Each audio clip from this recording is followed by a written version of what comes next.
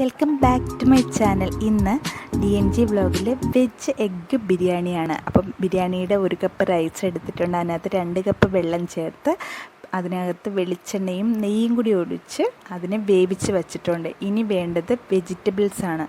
ഇപ്പോൾ തൽക്കാലം വീട്ടിൽ അവൈലബിൾ ആയിട്ടുള്ള കുറച്ച് വെജിറ്റബിൾസ് വെച്ചിട്ടാണ് ഞാനിത് ഉണ്ടാക്കുന്നത്. ക്യാരറ്റ്, പിന്നെ ചെറിയ ബീൻസ്, തക്കാളി, ചെറിയ ഉള്ളി, സവോള, കറിവേപ്പില, പച്ചമുളക്, പിന്നെ ഉപ്പും കൂടി ചേർത്ത് അതൊന്ന് നല്ലവണ്ണം വഴറ്റിയെടുത്തതിന് ശേഷം അതിനകത്ത് ചെറുതായിട്ട് നമ്മുടെ കറി മസാല മാത്രം ആഡ് ചെയ്ത് കൊടുത്തു. അത് കഴിഞ്ഞ് അതിനെ നമ്മുടെ റൈസുമായിട്ട് ഒന്ന് മിക്സ് ചെയ്തതിന് ശേഷം ഗ്രാമ്പു, കറിവേപ്പില, അങ്ങനെയുള്ള ഏലക്ക അങ്ങനെയുള്ളതൊക്കെ ഇടാറുണ്ട്. പക്ഷെ ഞാൻ അതൊന്നും ഇട്ടില്ല. പിന്നെ ഒരു മുട്ട എടുത്തിട്ട് ഒന്ന് ചിക്കി എടുത്തിട്ട് അതിൻ്റെ കൂടത്ത് ആഡ് ചെയ്തു.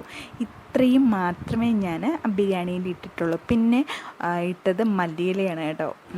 വേറെ ഒന്നും ഉണ്ടായിരുന്നില്ല, പുതിനയിലയൊന്നും ഉണ്ടായിരുന്നില്ല. അതുകൊണ്ട് മല്ലിയില ഇട്ടു. എല്ലാം കൂടി മിക്സ് ചെയ്ത് എടുത്തപ്പോഴത്തേക്ക് ഒരു ചെറിയൊരു അടിപൊളി ബിരിയാണി റെഡിയായി. Veg egg biryani.